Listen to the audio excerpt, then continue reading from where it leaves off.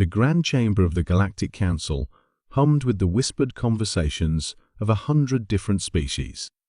The vast, dome-shaped room was designed to accommodate beings from gas giants, water worlds, and everything in between. At the center stood the Council's raised platform, where the 7 elders, the oldest civilizations in the known galaxy, deliberated on matters affecting all sentient life. Ambassador Helena Chen represented humanity, the youngest species ever granted observer status. For 3 years, she had endured patronizing speeches and dismissive glances from races who had sailed the stars, while humans were still discovering fire. Today was supposed to be different. Today, humanity would formally petition for full council membership. The Draloxin Elder, a crystalline entity that communicated through pulses of light, addressed the chamber. The translation came through Helena's neural implant. The Council has reviewed the human petition thoroughly.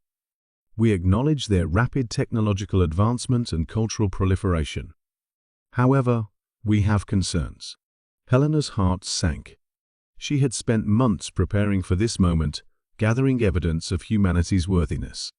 Humans, continued the Elder, its facets refracting light in complex patterns, are fundamentally a fearful species. Their history is defined by war because they fear conflict. They arm themselves because they fear vulnerability. They expand because they fear scarcity. A species so driven by fear cannot be trusted with the responsibilities of council membership. Murmurs of agreement rippled through the chamber. Helena felt her cheeks flush hot with anger. The Elder was twisting human history, reducing thousands of years of struggle, triumph, and evolution to a simple psychological defect. Ambassador Chen, the Draloxin addressed her directly. Do you wish to respond? Helena stood slowly, her mind racing. Diplomacy demanded restraint, careful words, and measured tones. But as she looked around at the condescending expressions of the council members, something inside her snapped. Elder, she began, her voice steady but charged with emotion, you claim to understand humanity, yet you fundamentally mischaracterize us. The chamber grew silent. Humans don't fear war, we hate it. We know its cost better than any species here. While your civilizations evolved in isolation or with minimal competition, we forged ourselves in conflict. Every human carries the genetic memory of 1,000 battles, not because we seek them, but because we survived them. Helena stepped forward, her voice gaining strength. You call our armaments evidence of fear? Let me be clear. We arm ourselves not because we fear what lies beyond our borders, but because we know exactly what lies within ourselves. The same ingenuity that built our starships also created weapons of mass destruction. We understood the terrible power of the atom centuries before we harnessed it for peaceful purposes. The council chamber was completely silent now, all attention focused on the human diplomat whose calm demeanor had transformed into controlled rage. And our expansion? It's not driven by fear of scarcity, but by an insatiable curiosity, a desire to know what lies beyond the next horizon. We explored our entire planet before we had the technology to make it comfortable. We sent humans to our moon using computers less powerful than the translation devices in this room. Helena's voice echoed through the chamber. If you want to know what humanity fears, I'll tell you. We fear stagnation. We fear complacency. And yes, we fear becoming like some members of this council, so convinced of their own superiority that they can no longer recognize courage or determination when they see it.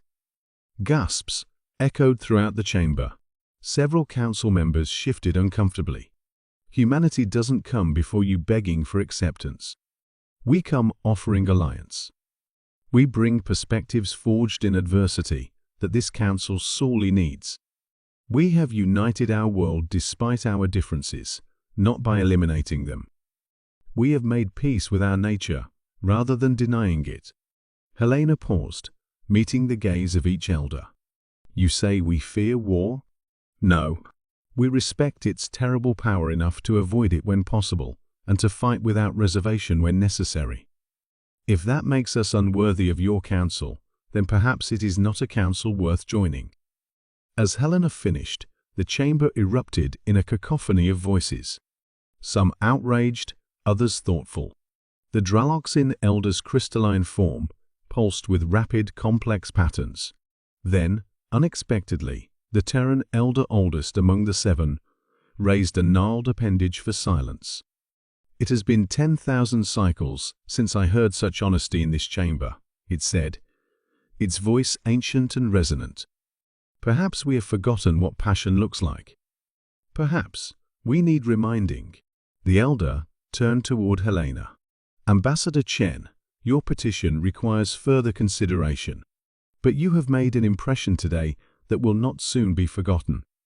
As Helena returned to her seat, she knew that regardless of the Council's decision, humanity had been truly seen for the first time, not as the galaxy's children, but as its future.